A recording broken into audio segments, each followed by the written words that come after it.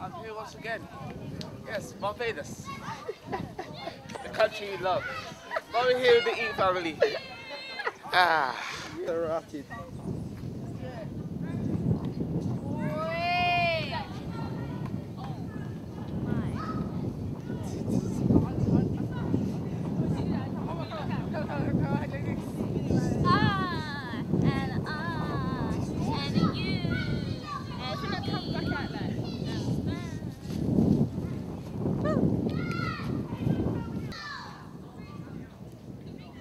I don't.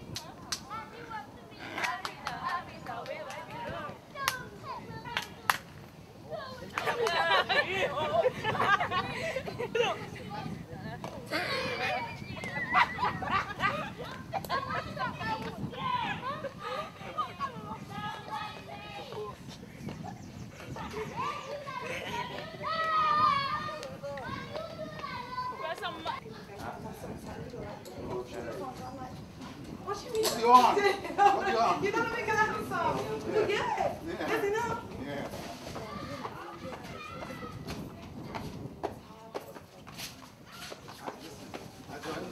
I like the idea.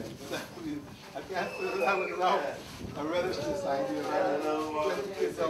Oh, mother. But it's great. Everyone's got their part to play. Everyone's got their part to play. Yeah, man.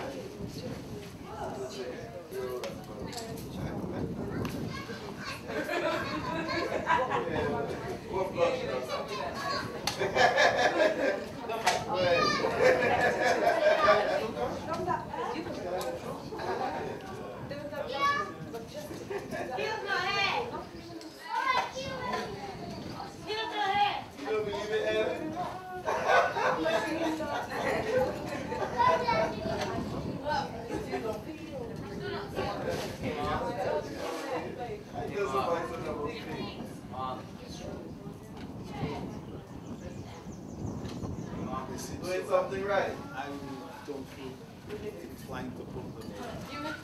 So seriously. I mean,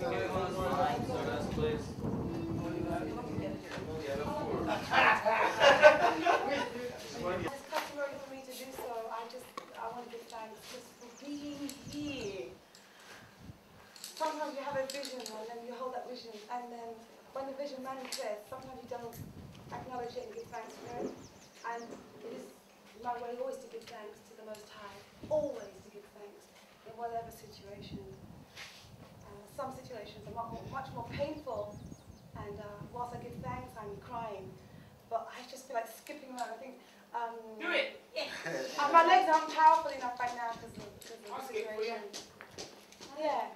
A number of people were saying they felt like skipping around here. And I was like, I want to do it too, only the ground seems to have disappeared at that end. So I want to do it. At this stage, just to acknowledge where we are at the home of Mr. and Mrs. Eddie Grant, which is a blessing and a story in itself. When you can be in the presence of an African man who has destiny and is willing to share his blessings with those of us who journey. And so I'm giving thanks for this moment. The young people were playing around, and Eddie said to me, everyone looked so happy. He didn't want to stop them from playing. Let the children play, let the children play. So the playing was taking place, and in that playing, learning takes place.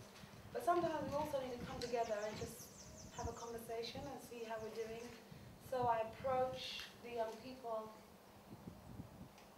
after asking Eddie. I said, we have to give the young people choices still. We don't, even if they look really happy doing what they're doing, sometimes we just have to ask them, bring them into a certain alignment, and ask them if they wanted to continue to play, or if some of them want to play, some of them want to come in and just talk, and they all seem to have come in. And at this stage, I just want to say thank you, Eddie, for inviting us, having us here.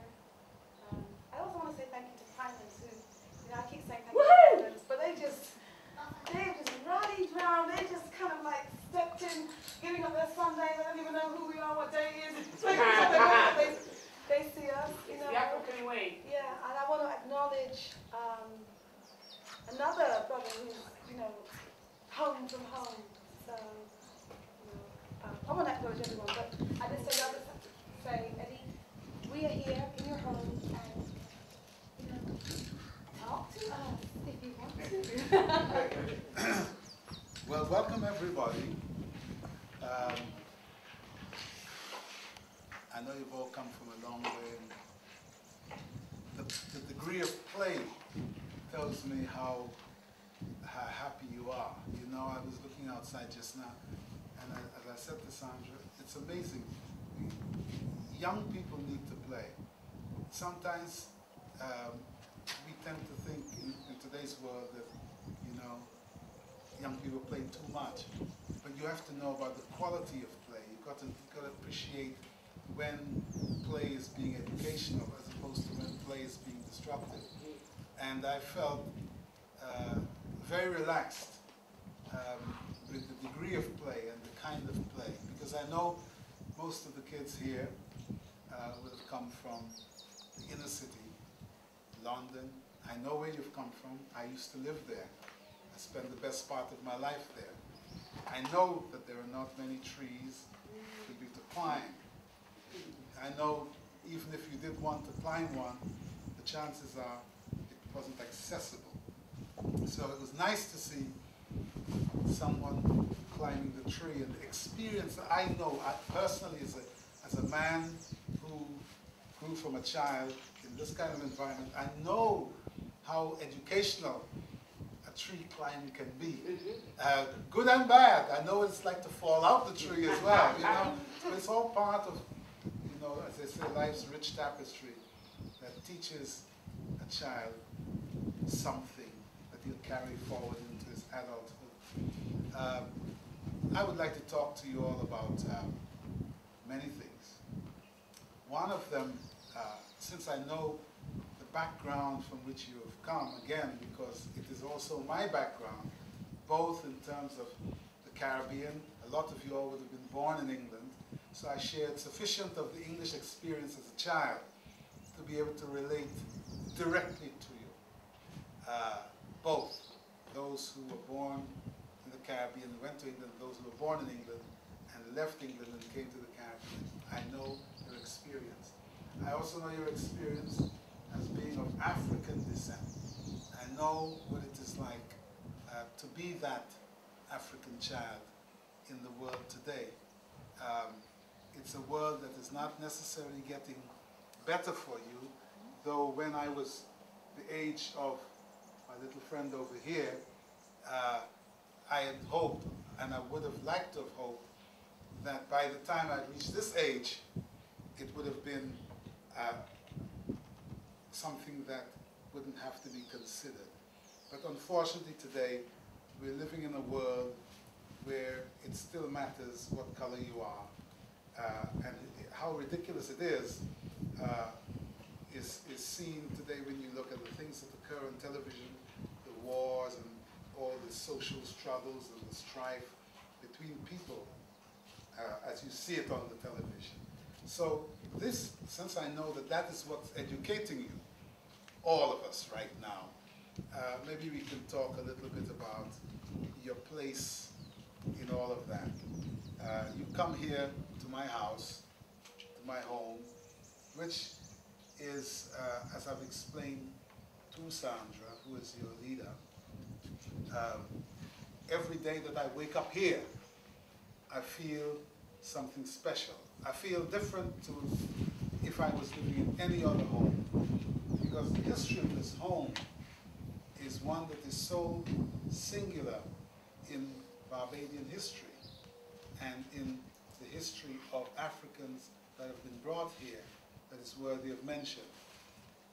I live in a house that belonged to the plantocracy, to the owners of basically this country from the year 1627. Europeans owned basically this country, and we, the Africans, were the slaves, or we were made into slaves. See, there's a fundamental difference. We have been taught in school that our forebears were slaves. That's not true. There's a slight difference in as much as that they could have been carpenters or lawyers or doctors or kings or whatever in Africa, but in this particular setup, they were called a slave. So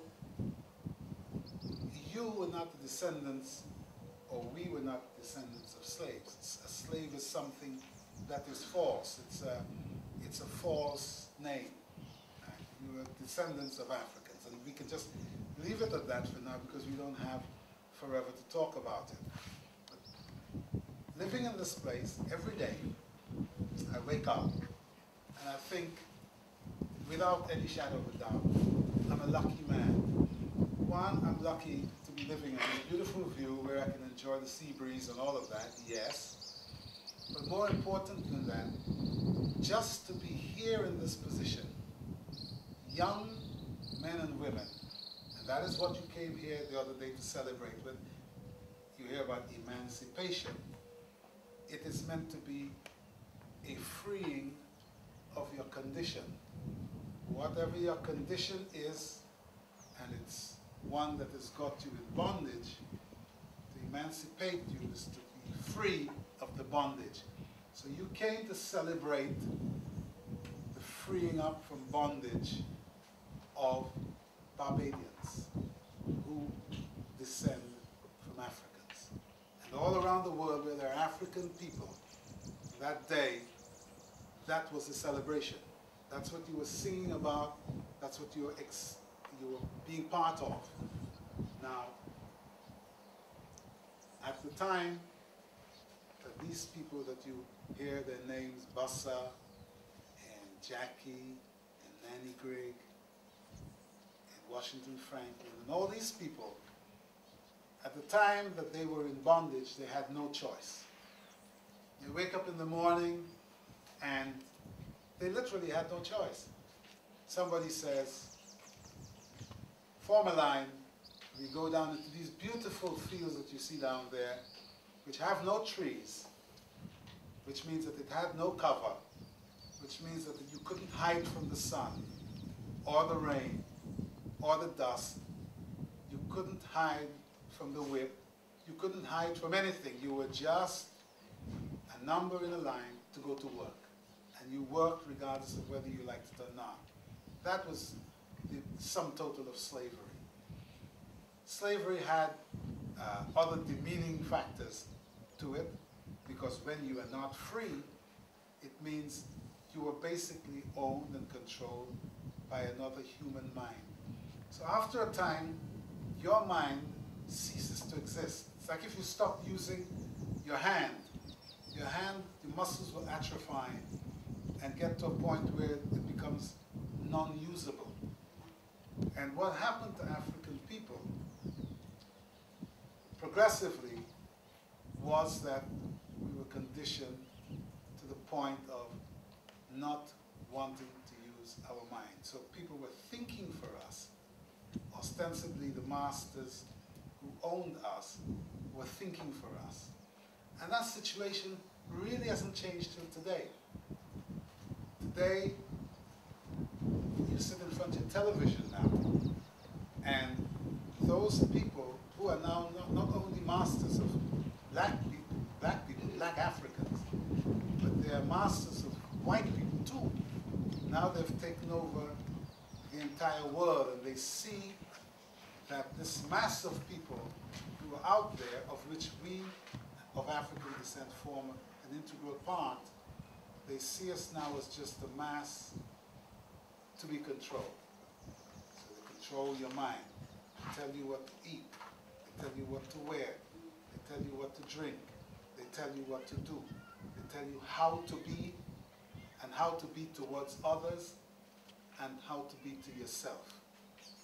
So when I wake up in the morning and I think about these Africans who died, the young men and women, because most of them were that, because they were not useful if they were not young and strong, because to do the labor in that field, and I can tell you because I've been in that field and I've worked, I know, to do the work in that field, you had to be not like us. None of them looked like us. They were massive. They were like houses.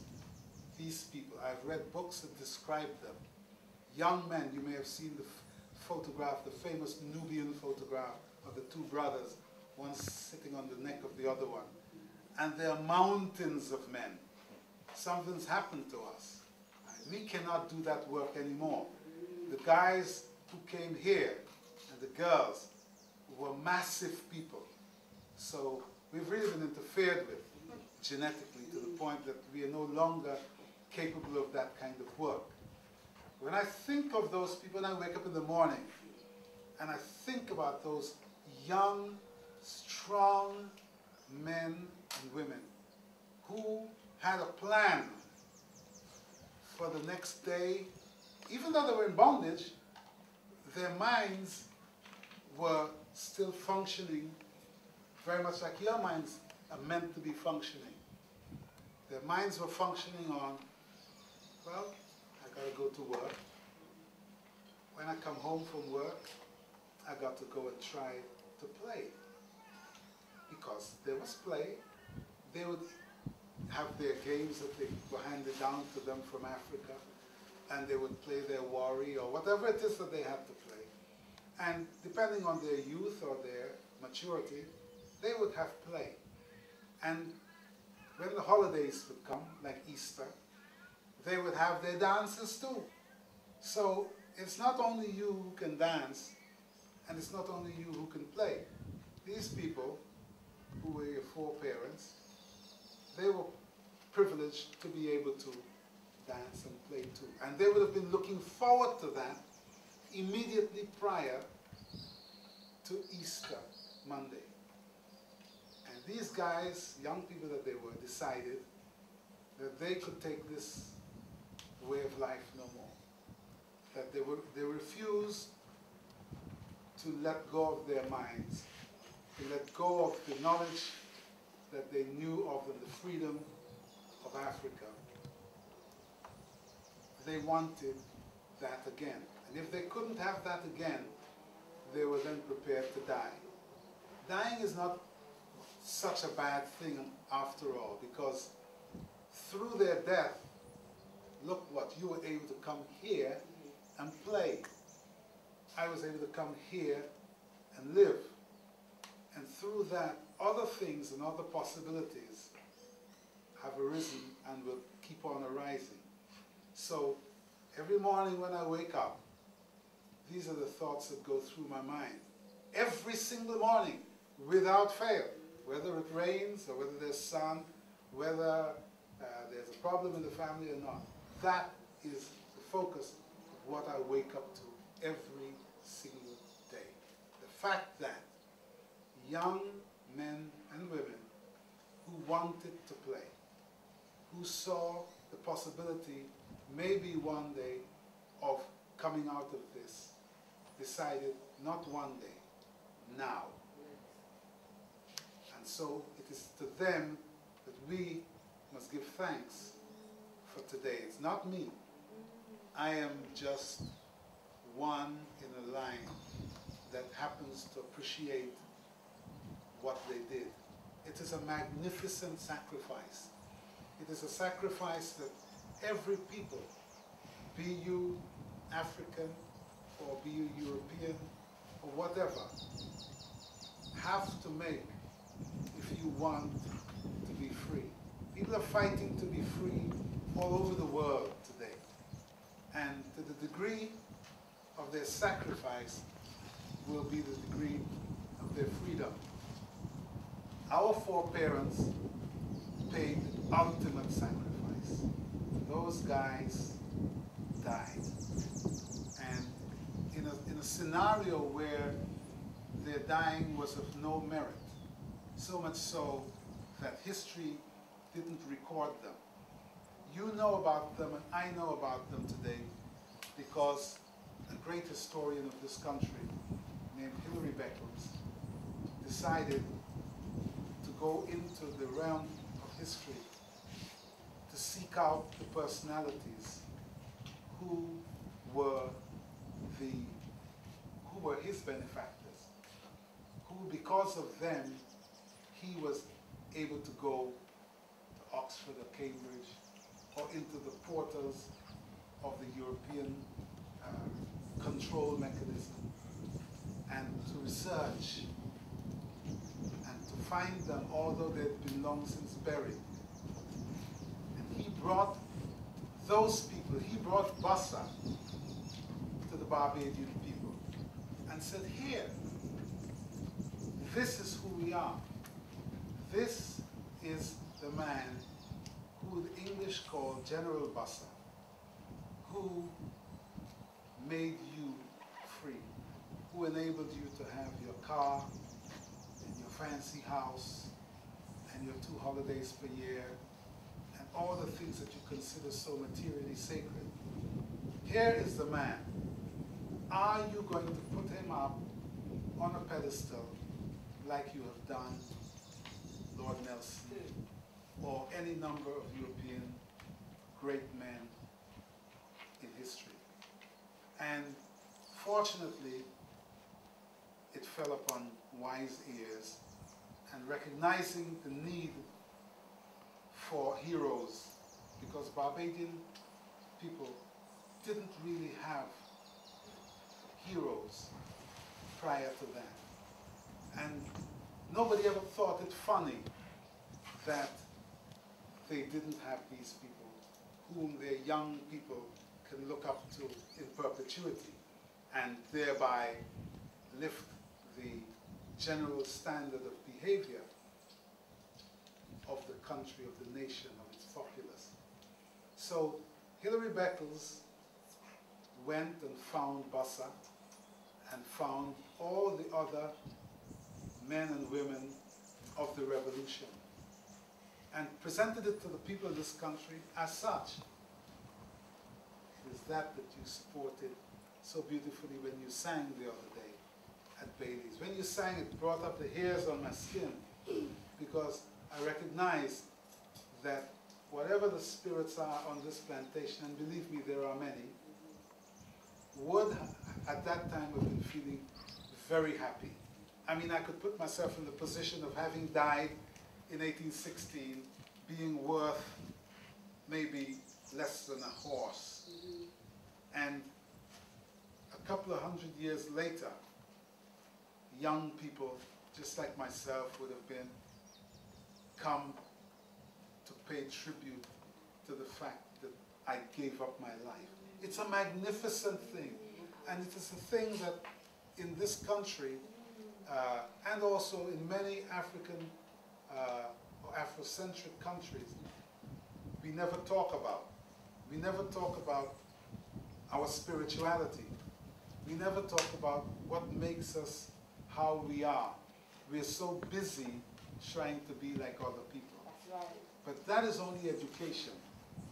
You know, you see me wearing my thing on my head called ring bang. You may have heard Sandra talk about it or whatever. But ring Ring Bang is a concept that I've tried to start here in this country for this region, whereby it says that Ring Bang is what we understand without education. Now, that may sound very strange to a lot of people, but there are many things that we understand without education. Sometimes, and I dare say it amongst so many very young people, sometimes education is not as good as it's made out to be. Sometimes instinct is better. I mean, the dog is not educated, and the cat is not educated. The lion and tiger and elephants are not educated. And to my eyes and to my feelings, they live much more human lives, if human is supposed to be a valuable thing, than we do. So when I say that Ring Bang is more about what we know innately inside of ourselves than what we have learned, what we've learned has really done us very little good. Here's what we've learned. We've learned not to love ourselves. We love the things of other people. We love other people. We love things that other people construct and make and sell us more than anything that we love of or from ourselves. Now that's what education does to you. Now, it is not only black people who suffer from education, Africans. White people suffer from education too. The only problem is that because they're living in a system that is one that they created, there is no escape from it, or there is an escape, but it's not offered to them. So from time to time, a white person comes into Africa or into the Caribbean, or goes to Mexico, or goes to Brazil, and interfaces with a whole different culture. And that culture makes them comfortable. It's suddenly they realize, oh my God, all the things that they've been telling us in England or America or Germany or France is a falsehood. White flour is not good for us. White rice is not good for us. All the meat and sugar and all these things are not good for us. Coca-Cola is not good for us. There you go. You know, all of these things, that media in that territory is telling us all that it's good for us. We're being conned. Everybody's being conned. Now, if we, the African people, or the people of African descent, are socially, technologically, and otherwise on the lower rungs of the social and technological ladder, then you can imagine how much greater the pressure of this disinformation is. And so when I talk to you as young people of African descent, I'm aware very much about the misuse of education. Remember, you know, I've been educated. I've gone to school and studied at a very high level, only to recognize at the end of it all that what education is a road that leads you to a door, which leads you to another road, which leads you to a door, which leads you to another road, to another door. You never arrive. That's what that education does to you. And along the way, as a result of going through a number of doors, you get a job, which leads you to a door, which leads you to a road, and so on and so forth. And at the end of the day, it's the end of your life. Game over. That is the sum total of what education really does to you. Now, I'm not saying that education has no use. Education has got uses. If you are able to separate the pieces of education into useful and not useful. But invariably what happens in and amongst us is that we're not able to separate them. We're not given time to separate them. my little friend here, he has got knowledge. I see him play the drums. He is playing the drums from a place that no education can teach him that. I've seen it, I've watched it. I stood there yesterday and I watched this guy playing the drums. And all the cuts that I'm making in my mind as a man of 55 who can play drums, he's making, and he is 11 years old. Woo. And he's been playing drums for 5 years. So that's not education. That is ring bang. You are playing from a place that has not been educated. They haven't had a chance at him yet. And with proper guidance, he will arrive at a place by the time he's 15 or 16 where he would be able to give vent to his knowledge, to his innate knowledge. He would be able to teach from a place that teaching doesn't come from. That's not education, that's knowledge. What we have got to do as a set of people who have been disenfranchised through time is to depend less and less on education and to go back more and more to knowledge. Anywhere that there is knowledge, you be there. By being there, you acquire knowledge. Over the thousands and thousands of years of our being as African people, there has been a native knowledge that is passed down through your genes that makes you know what is good for you. Now, unfortunately, because of the interface with the European technology as it stands today, we are being made into something else. The Europeans have been made into something else because remember, if we are to go as according to science, there was a time when we all were one. It's like being a Guyanese and a Barbadian and a St. Lucian, but at one time we all came off of the same boat. Now today the St. Lucians speak with a French accent. Me, poor me in Guyana, I speak only with an English accent. So the St. Lucian understands English and he understands French. Poor me, I can only understand English. I'm at a disadvantage. But there was a time when we all spoke one language. And that is the situation as it stands today between Africa and the other people of the world. There was a time that we all could have claimed Africa. Now what has happened in this world is that greedy people, politicians, businessmen, entrepreneurs have sought to separate the humankind into components that are not true. Education of mankind is not true. If you had to go to England and ask an Englishman about himself, he will tell you something that is not true. If you go today and ask an African something about himself, he will tell you something that is not true, because we've all been educated away from the truth. As young people growing up, all I can say to you of any benefit, I think, is that as you go through your life, seek knowledge. Seek the truth.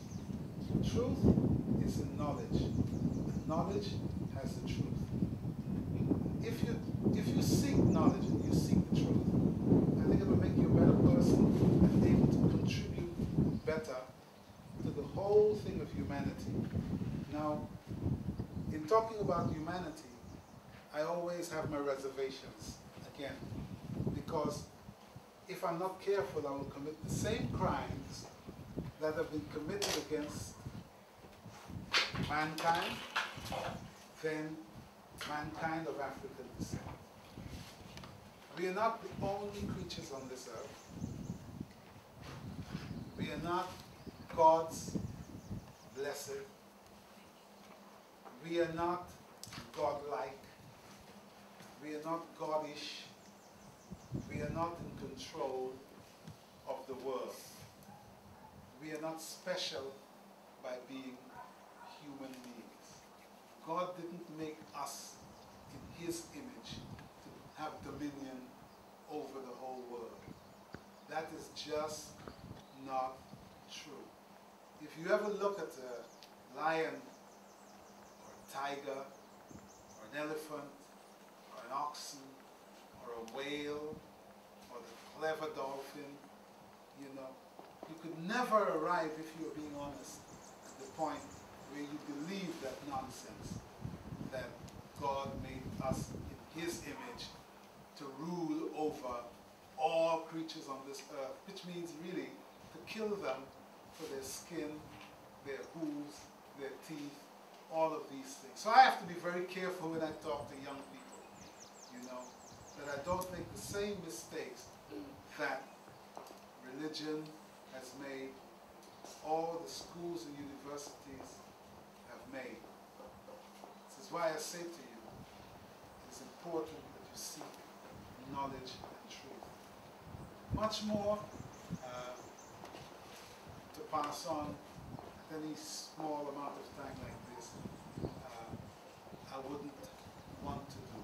I would ask that if anybody has got any questions that they would like to ask of me, then fine, feel free to ask me.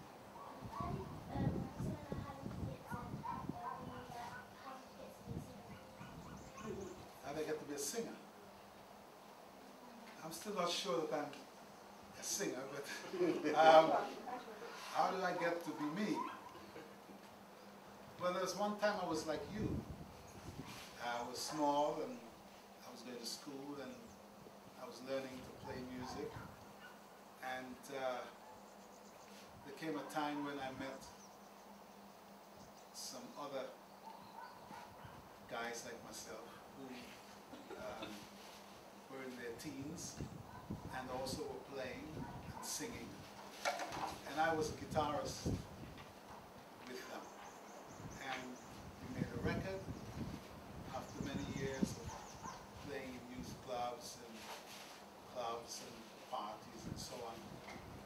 And then that record was successful and got played on the radio lots and people got to like it, they bought it, and so we became famous. And after a time, being with that group for a number of years, I arrived at a point where I found myself alone, having left the band, and I was very sick for a while prior to leaving. So I took time out and learned to sing, so that having been left behind by the band, I would then go on and become a solo artist. And so I made another record as a solo artist, and people heard it in the clubs and parties and so on, and eventually people bought it and I became a famous singer in my own right. And so that continued for many, many years, and here I am. What was that first hit record? My first hit record as a solo artist was Living on the Front Line. Mama, you got me living on the front line.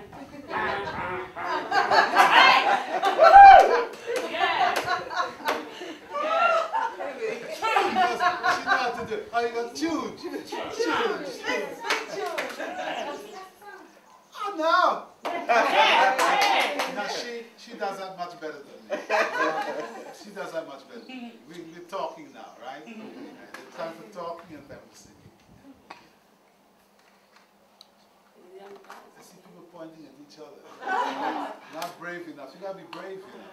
Come on, guys, what I tell you have to live in the moment. This moment will be gone. You'll be in London soon, and then you'll say, oh, I wish I had asked. Yeah. The question. When we come to London, will we see you? Yeah. Yes. And I keep my word, you know. I know. All right. Is there a question? Yes. Why did you get such a big house? You're gonna go far. Man cut straight to the chase, you know? Yeah. It was a real good song. Hey, practice. I tell you about it, right? You practice till it's not funny, till it hurts. Practice. You know about practice, right? Because you have to do that. When you practice so hard, you get real good. And then people want you. And then they're prepared to pay you real good because you are the best at what you do. You hearing this? And then, if it is your desire to have a big house, it just becomes easier to get. That's it. You know? There's no magic to getting a big house. A big house is like a little house. You know? It just depends on your talent. As your talent grows, people within the nature of what people do today, business, they give to you. It's like me or Michael Jackson or Michael Jordan or any one of these guys. People, that's how they pay us. They pay us based on what we know, right? When you know how to be super bad at what you're doing, you'll get paid. Then you'll buy that house. All right? He's got his mind fixed on that house.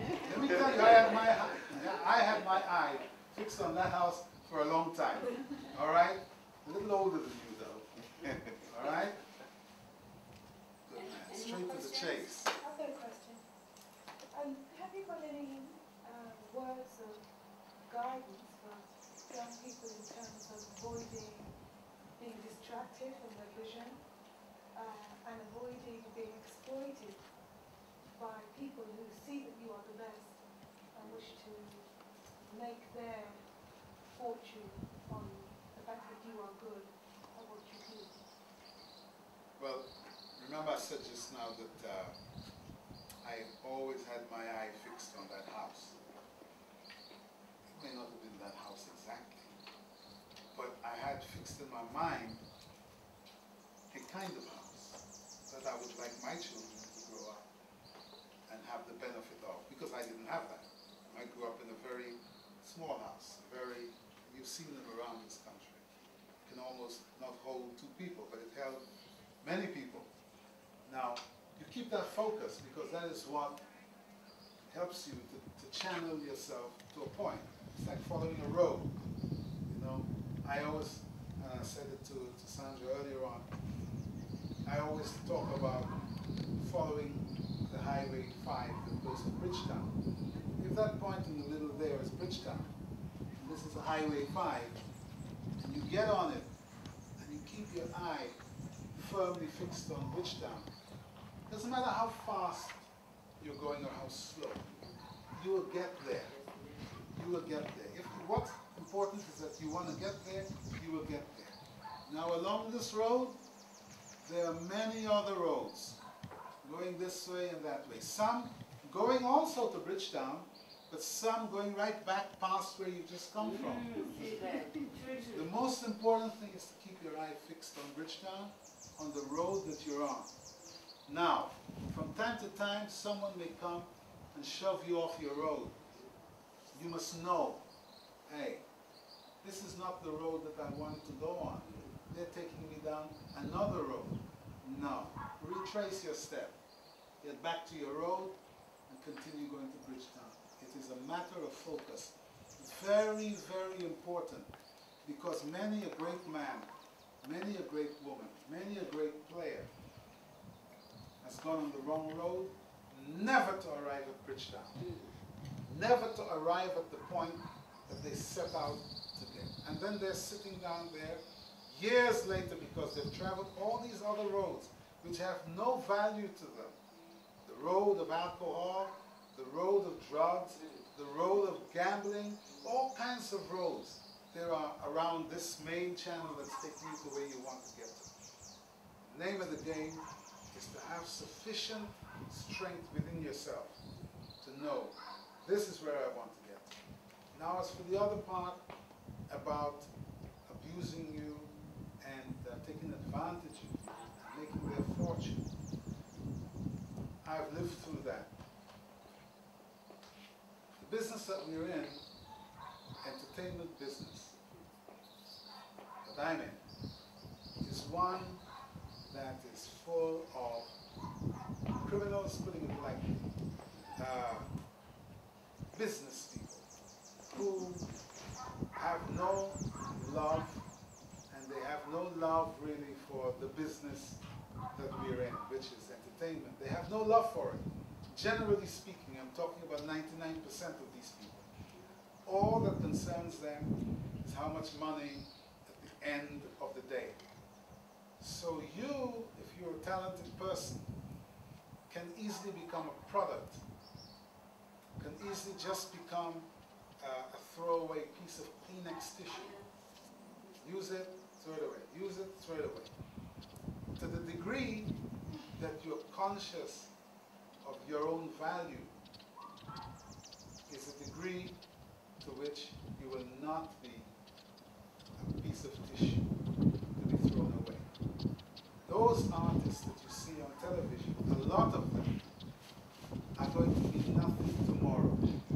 They're going to be broke, they're going to lose their families, they're going to lose their friends, they're going to lose everything that's of any value to them because their focus is on a little money that somebody will give them and promise them. They're not focusing on how well they play their instrument or how decent a person they want to be or any of these things. They're only focusing on money. When you only focus on money, a person can buy you. They can make you do anything that they want you to do. It comes back to not being free again. What we talked about earlier on with the enslaved Africans.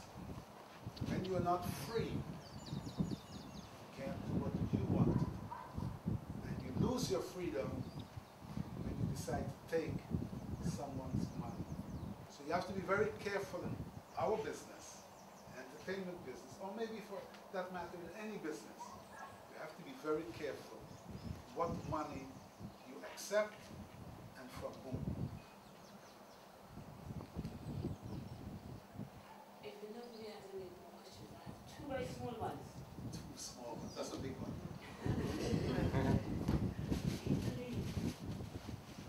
In the moment of truth.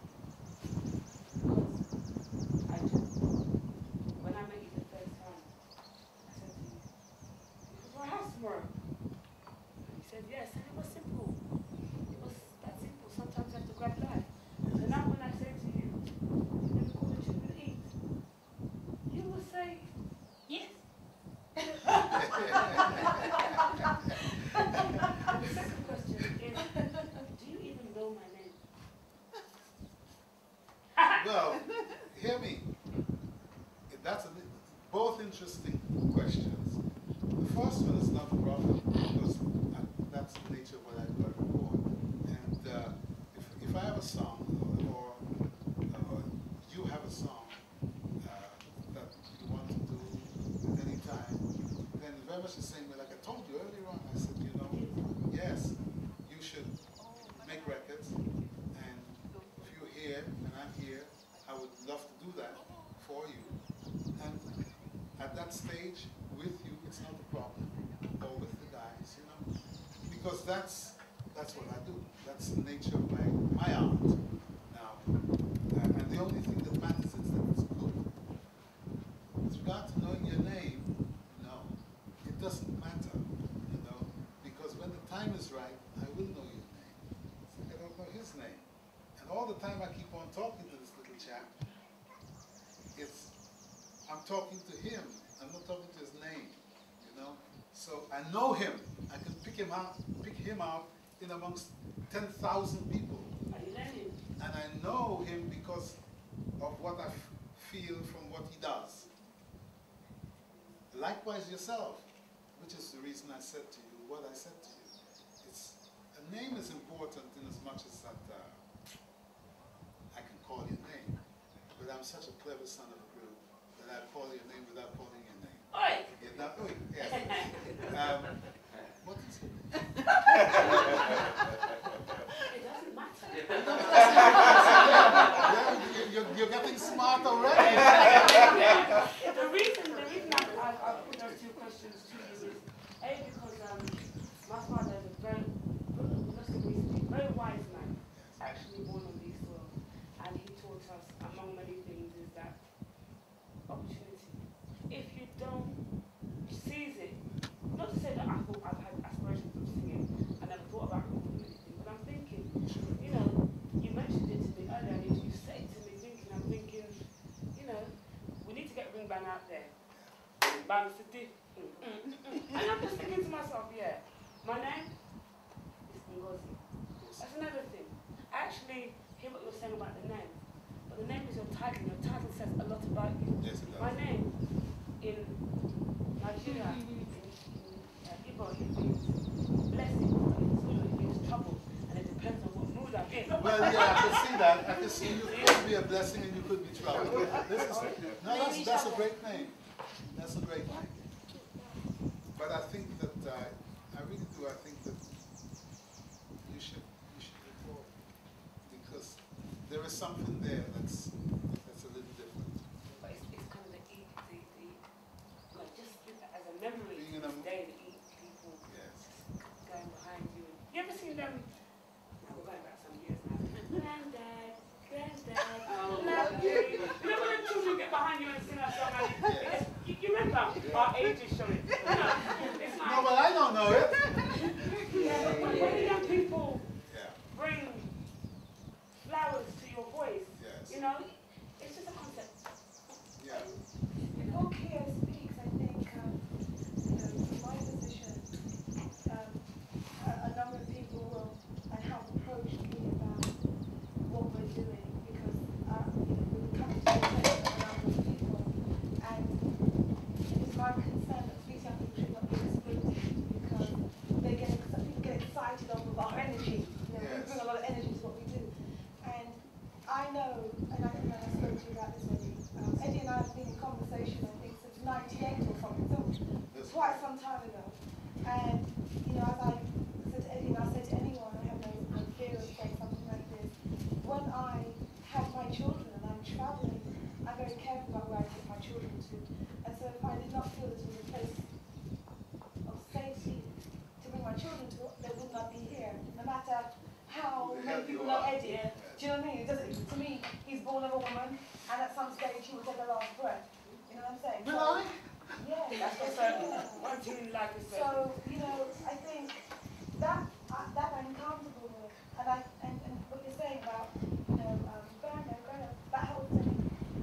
On top of the fact that there's the voice of the children, these young people are labelled in the UK as disaffected, disconnected, disillusioned, trouble, risk. You know, they are at the bottom of the pile. So if they joined their voices together and made a unified message that used music which speaks across all languages, yeah, you spoke about having English as the only language you speak. English is not my first language, you know. I don't know my first language. I can't name it, but I know that people can feel my first language, and I can feel people's first language. English is something that I was given when something else was taken away from me. But I know music reaches people. And these young people who are empowering themselves, if they should choose to record, because I still put the choice to them, Yes. you know, I would be comfortable with them recording with you, Eddie. I would be comfortable. A discussion would have to happen about what they want to do and how it would work, because for me, even though they're young, you know, like you said, in 5 years' time, he could probably teach Oh, definitely. that which someone who is much older than us Yes. can teach. Could Because probably teach he now. has not, he has ring band, or he has Yes. the essence of what he was given, and it hasn't been refined like the sugar like the flower, That's right. like the Bleached rice. out. You know what I That's mean? It is That's an right. essential state. That's right. It was a I mean, Kia wants to ask a question after you've responded. no, I mean, I'm just about to say that, you know, it's a magnificent thing. What's happened, I mean, that you've managed to, all these disaffected bodies, all these unwanted minds, that, I mean, it's demonstrated that they're not what people say that they are. What people say that you are doesn't count. It's what you are that counts. And I can see what they are. I can pick up very easily. I mean, the concept, when I talk about ring bang, for me it's everything, because I've seen something that was in front of me all the time. It's been in front of us, everybody, all the time. People practice it and don't even know it. It didn't have a name. I've just given it a name, but it's there. It's within people, you know? I always say to people that when our foreparents came to this land, they didn't come as one homogeneous body. They didn't come all from the same tribe. And anyone who's been to Africa knows that there's not one tribe, and one tribe can hate the other tribe as much as black to white or Chinese to Portuguese, you know? So the wrong of it all was in trying to make all the tribes into one. And today, those same people are doing the same thing on a wider scale. They're trying to make American into English and English into, you know, it doesn't work. It's like trying to make a tiger into a lion, into an elephant. It doesn't work. Leave them as they are. That's what makes the world balanced and beautiful. You know, the crime today is that people are seeking to make everybody into one. No, it's not. You know, the beauty of me versus Paul over there. No. You know, I was like, but the balance of him standing next to me is correct. Because when you try to make Paul into me, it sounds wrong. I mean, his nose is not like mine, his mouth is not like mine, you know, his voice don't sound like mine. Or mine like his. That is the beauty of life, you know. So it is in trying to make all the African people into one thing that was not anything to do with Africa. That was the crime. And today, being able to look back on it, when I talk about ring bang, I say that it was the only way which all of those disparate groups could communicate. And it was with the drum. The drum enables mankind to communicate without language. So ring bang is not only that which we know without education, it's what we speak without language. So as I'm saying, it's a marvelous thing to engage in this interface and to see all these disparate little people come together, which the world outside it said, are they not worth much? And to see them do something which I know is worth a lot. And in time, it's going to prove, if one of them comes out and does well, you've won. The picture on the hat is the dancing man. It's the sign of ring bang. It's when I said ring bang to an artist, and I asked him to give me a logo. And this has got a really interesting story behind it too, because I happened to be in the studio, not this one, we had another one in town at the old Pepper Pot, which is now Ring Bang City. And I was there recording with Roy Cape's band. And I was doing a song for Ring Bang, a Ring Bang song for Marvin Lewis, who became Nigel and Marvin Lewis, who had that little hit in England the other day. I was recording them, and I was showing Nigel and Marvin how it would be possible to create a ring bang dance. And there I am, I've got them standing there, and I'm showing them this thing where they go around like this. And I swear to God, the artist was coming that evening to show me the logo for the Ring Bang Man. And he walked through the door. And we stopped the music, and he said, and I went outside, and he opened the artwork and he showed me. I swear, and it was this. Exactly how I was showing. I said, Ricardo, you cannot believe, that's his name, you know, the artist. I said, you can't believe. I was just showing these guys how the Ring Bang dance could go. And it's exactly what you've drawn. It's a moment of absolute mystery. So that's what it is. It is, and there's we've got a piece of sculpture that's standing in Tobago on the Signal Hill, 70 feet tall, made out of steel, in this, that mark. God don't make mistakes. No, no, no. God don't make no mistakes. Never believe that. That's true. Never makes a mistake. There's a reason for everything. It doesn't matter how vague, how convoluted it may appear. There's a reason for everything. If it rains, don't complain. If the sun's too bright, don't complain. You know, because there is a reason behind that that is beyond us all. I want to say, before I hand over to Sandra, I want to say so many thanks to you and your lady wife, because I just felt like I'm at home. And You're home. Where can you go in the world today? You know, and you're a modest person, but you're famous. but you all make me famous. Yeah, so deal with it. Yes. You know? Yes. And